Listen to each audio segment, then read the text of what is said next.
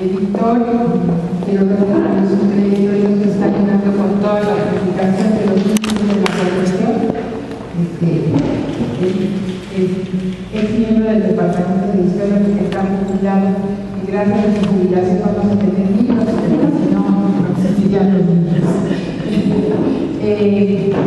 Él nos hace el favor de leer la ponencia del doctor José Luis Fajardo, quien no pudo asistir mucho, pero por un asunto de salud no puede asistir y me gustó mucho la idea de que se diera su ponencia. Pero de todas maneras, le doy la semblanza, casi conocido, pero el doctor José Luis Fajardo es profesor titular de la Universidad Católica Andrés Bello de Caracas. Su producción histórica está especializada en el estudio de las mentalidades en el Nuevo Reino de Granada, en las formas culturales de las naciones jesuitas de Orinoquía, en la pedagogía jesuita colonial y en la historia territorial de Venezuela. Él es académico de número, ya es un nombre de la academia de Venezuela desde el 92 y es doctor honoris causa por múltiples universidades en toda América del Sur.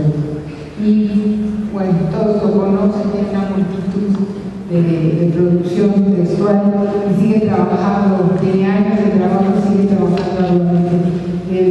Damos las gracias a los desde aquí al doctor de Fajardo y le damos el micrófono a Rubén para empezar a leer su poema.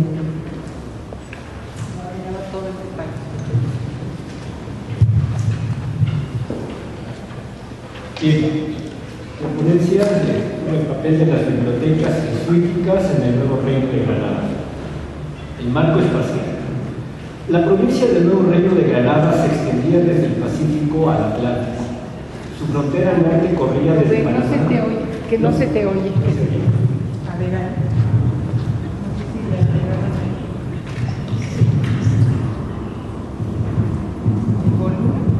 Bueno, ¿se oye?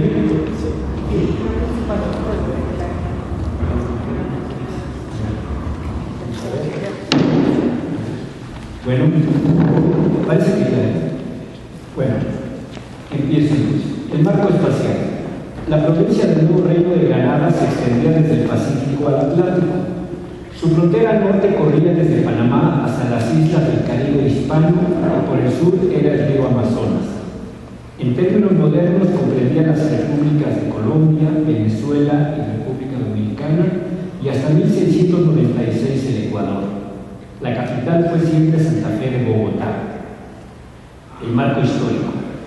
La historia de la provincia del Nuevo Reino se inicia de forma institucional en julio de 1604 con la llegada de la expedición fundadora a Cartagena de Indias y el 23 de septiembre a Bogotá. Es evidente que la Universidad Javeriana Colonial 1623-1767 fue la principal cultora de las ciencias y saberes neogranadinos y su ejecución seguiría el siguiente cronograma. En 1605 se abrirían dos clases de gramática, los cursos de filosofía en 1608, los de teología escolástica y teología moral en 1612, la cátedra de vísperas hacia 1616, la cátedra de medicina en 1636, los estudios de cánones y leyes en 1706 y la cátedra de Sagrada Escritura en 1722. Progresivamente irían asegurando la ruta del río Magdalena con puntos terminales de Cartagena y Bogotá en 1604 y los intermedios de Honda en 1620 y Mompox en 1643.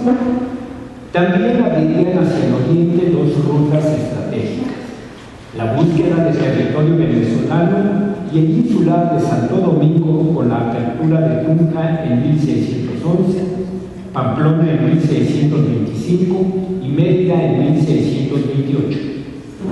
Y hacia la gran provincia de Guayana del Atlántico establecerían el camino de Chita en 1625 y llegarían hasta Santo Tomé de Guayana en 1646. Las vías del sur hacia Quito se instalarían con la fundación de Popayán en 1640. A lo largo del siglo XVIII se irían abriendo los demás colegios. La visión de las bibliotecas jesuíticas neogranadinas. Para la recta intelección del papel de las bibliotecas durante el periodo colonial se imponen dos observaciones. La primera, que la imprenta solo llegó a publicar en 1737 y solamente podía editar libros piadosos.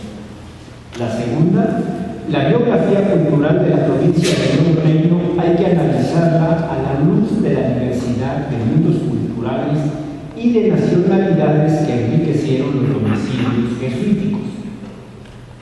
Desde el punto de vista documental, dejamos constancia expresa de que con exclusión de los inventarios de las bibliotecas de los colegios de Cartagena y Tunja, el investigador podrá encontrar la información auténtica de los siguientes domicilios: Universidad Javeriana, Colegio Mayor de San Bartolomé, Colegio de Antioquia, Colegio de Mompox, Colegio de Honda, Colegio de Pamplona y todas las bibliotecas de Venezuela. Los alcances del presente estudio. Tres son los estratos conceptuales a los que hay que hacer referencia: la Universidad Javeriana, los colegios provinciales cuyas ciudades no pasaban de 1000 habitantes y las misiones de los ríos Casanare, Meta y Orinoco, cuyos indígenas eran ágrafos. La biblioteca de la Universidad Javeriana y sus reglas. La Ratio Studiorum fue el instrumento legal que rigió la nueva institución educativa santafereña. En las reglas del provincial se contempla un presupuesto fijo anual y añade que, cita, que esa entrada no podrá en modo alguno dedicarse a otros usos. Hasta aquí. Y al rector se le encarga que anote en un libro, cita, lo que se presenta o escribe públicamente en el colegio o fuera de él por los nuestros, a saber, diálogos, discursos, versos y cosas parecidas. Se cierra el ciclo. Con el correr de los tiempos se irían perfeccionando estas disposiciones.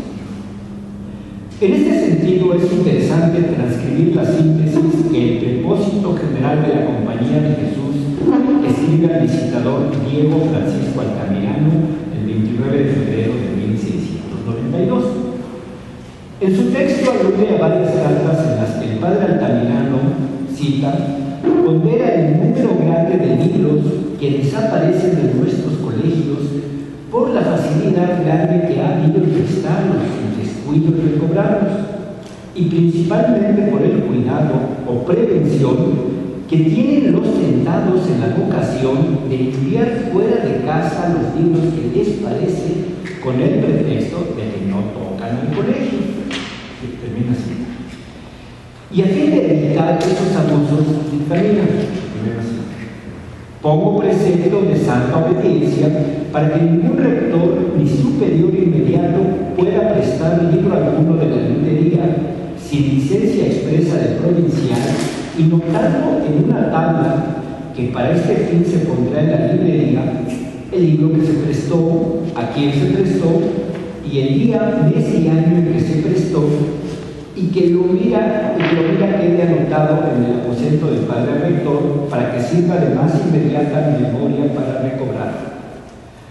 Cuando prestare para los libros que no son de la librería, sino de los aposentos, pongo el mismo precepto de santa obediencia para que ninguno pueda prestarlos fuera de casa, sin expresa licencia del rector, y notando en el aposento del rector y del sujeto que le prestare el libro y la persona a quien se prestó, y el día, mes y año en que se prestó. De ahí la cita. La adquisición de los libros. Dentro de la organización de misión universal que regía la Compañía de Jesús, pronto se originó en Sevilla la creación de una especie de ministerio de ultramar que regulaba todas las relaciones entre la metrópoli y las provincias jesuíticas americanas. Hacemos alusión a este enclave social, administrativo y cultural para poder comprender su importancia a la hora de descubrir muchos aspectos de la historia jesuítica indiana. Así surgió el oficio de Indias, dotado de prescripciones muy precisas. Y con respecto al intercambio cultural, hay un dato interesante para la mejor comprensión de las bibliotecas jesuíticas en América colonial. Cita: con facilidad puede hacer buena provisión de libros, haciéndolo venir de Flandes por vía de mercaderes, y tenga especial cuidado de saber los buenos libros que salen, que puedan aprovechar para nuestros ministerios y enviarlos. Termina así. Y este flujo sistemático de libros de Sevilla a América se comprueba con los informes que debían rendir los procuradores que viajaban a Madrid y Roma, generalmente cada 6 años, ante el Consejo de Indios. Además, como es natural, cada jesuita que atravesaba el Atlántico traía consigo sus libros de preferencia, y pensamos que parte de la literatura que se encuentra en la biblioteca javeriana, no escrita ni en latín ni en castellano, obedece a los ignacianos extranjeros que se insertaron en el mundo espiritual y cultural neogranadino. La organización de la biblioteca. Ciertamente, la organización del fondo librario debía obedecer fundamentalmente a 2 grandes exigencias. La primera la impondría el organigrama de los estudios de acuerdo con las facultades y centros que funcionaban en la corporación, y la segunda se inspiraría en las directrices emanadas de la propia Compañía de Jesús. El esquema de la biblioteca de la Casa de Estudios para la Superior en Bogotá era el siguiente: primero, Santos Padres; segundo, expositores; tercero, teología; cuarto, filósofos; quinto, concionadores; sexto, índice de canonistas; séptimo, matematici; octavo, gramatici; noveno, históricos; décimo, vidas de padres de la compañía; undécimo, vidas de santos y santas; decimosegundo, espirituales; decimotercero, medici; decimocatorce, moralistas. Los saberes de la biblioteca de la Javeriana colonial.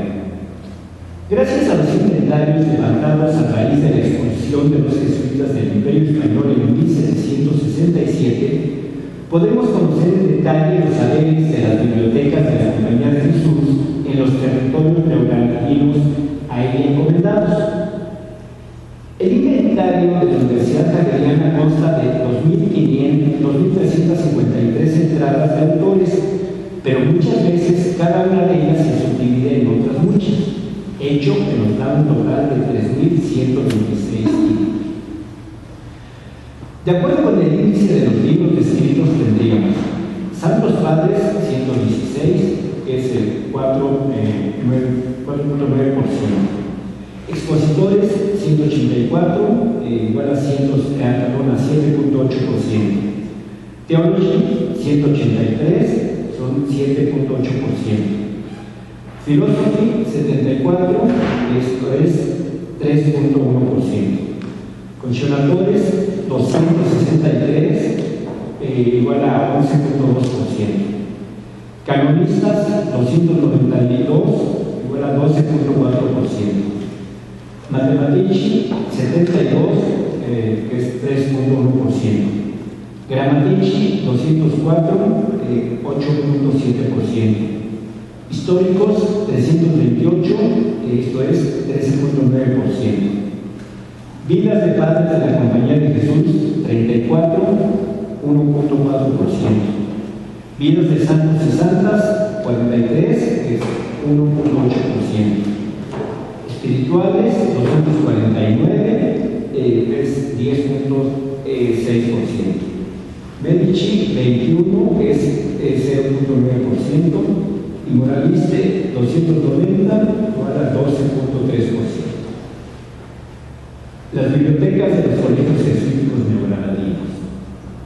Con el fin de evitar las posibles reiteraciones que pueden conllevar el estudio de una biblioteca, haremos hincapié en 2 facetas fundamentales: en el haber humanístico de los colegios y en el haber espiritual de las misiones.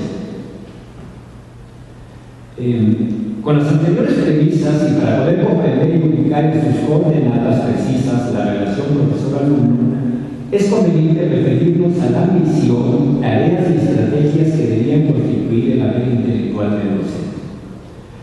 Nos atreveríamos a decir que más que el pensum, tiene importancia los métodos de enseñanza, los criterios pedagógicos aplicados, así como la mística y dedicación del profesor. Bajar más detalles sería introducirnos de lleno en el campo de la teoría literaria. 3 consejos de Juvencio para conseguir un buen estilo: la lectura simple, la escritura y la imitación. Es necesario leer durante mucho tiempo y con atención los mejores autores para que a los principiantes les quede siempre el olor genuino de la calidad. Y el primer autor con quien hay que convivir es Cicerón. A la lectura debe ir unido el escribir, y este ejercicio debe ser diario. Por ello, el profesor debe tener bien seleccionados los temas: una carta a los amigos, un pequeño discurso, un trozo de declamación, historias sagradas o profanas acomodadas a la formación del carácter o de las costumbres, cosas arcanas de la misteriosa naturaleza y otras similares. Estos breves temas los entregará el profesor al alumno para que elaboren la respectiva composición. El proceso metodológico concluye con la imitación. Escoger un fragmento de Cicerón, conviene traducirlo a lengua vernácula y después de algún tiempo trasladarlo al latín. De esta forma se podrá comparar el ejercicio con el modelo y, conforme a este, corregirlo. El mismo método se aplica al estilo oratorio. El punto de partida puede ser una parte nuclear de un discurso de Cicerón o toda la pieza. De ellos hay que abstraer sus argumentos y las figuras de dicción. Posesionado del tema y llevado de la inspiración particular el esquema, cita, lo irás rellenando de tu propia carne y infundirás vida con tu alma. Hasta ahí la cita. Al final viene el cotejo con el modelo del maestro para observar las diferencias y los aciertos. El ejercicio se puede repetir con otro argumento semejante o contrario, pero utilizando las mismas figuras de dicción, los mismos periodos, las mismas uniones y transiciones de que se sirve Cicerón, pero cambiando las palabras y las ideas. Análogos criterios había que aplicar al estilo poético. Pero la cultura del profesor no podía circunscribirse al dominio del latín. Tenía que extenderse a la retórica, la poética, la historia, la cosmología, la geografía y la filología. La retórica debía crear de modo apto para persuadir.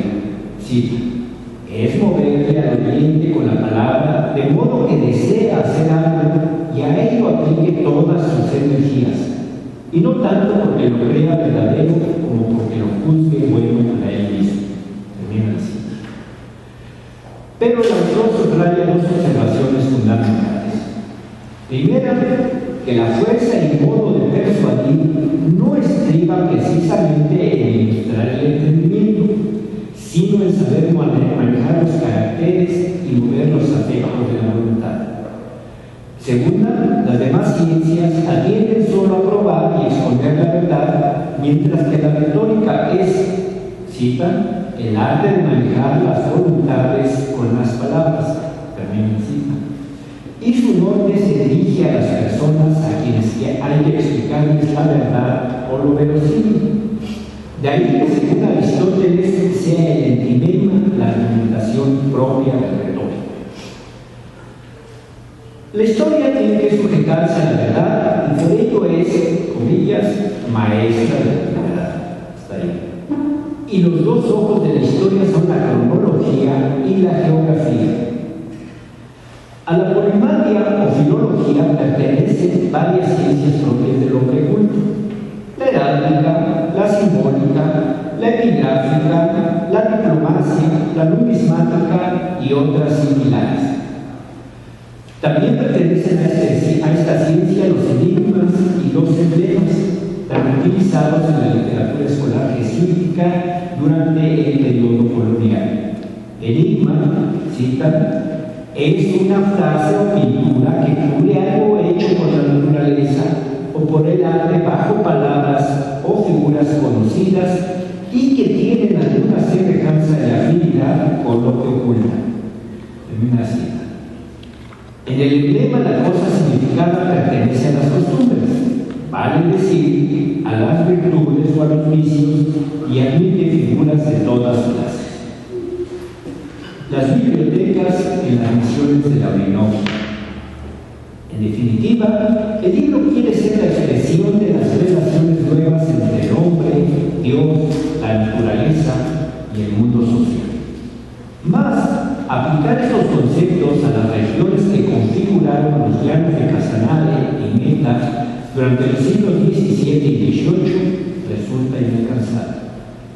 Aquí tenemos que recorrer un camino distinto, pues el trazado histórico hizo que se dieran cita la prehistoria y la historia, el vencedor y el vencido, el castellano y las lenguas indígenas, a fin de iniciar un nuevo recorrido cultural. La transcripción de los inventarios nos asoma a una rica variedad de temas y lenguas que interpretan mejor el patrimonio cultural e intelectual del misionero. Así encontramos títulos en latín, castellano, francés, italiano, alemán, portugués y hebreo. Pero al descubrir el título hemos identificado los autores, de muy variada procedencia, por cierto, y gracias a ello podemos establecer un primer inventario real de los hombres y de las áreas de pensamiento que inspiraron y alimentaron las mentes de los misioneros. En definitiva, la biblioteca jugó un papel decisivo en la cotidianidad del misionero. Las soledades en que se encontraban inmersos, así como los largos inviernos que inmovilizaban su actividad por la sabana, nos inducían a la lectura, a la meditación y al estudio. En la búsqueda de la otredad pensamos que el misionero orinoquense recorrió un largo y fecundo camino. Como ejemplo ilustrativo nos consta tan solo del campo lingüístico de los estudios comparativos que los jesuitas, sobre todo los centroeuropeos, establecieron con las lenguas del viejo continente e incluso orientales.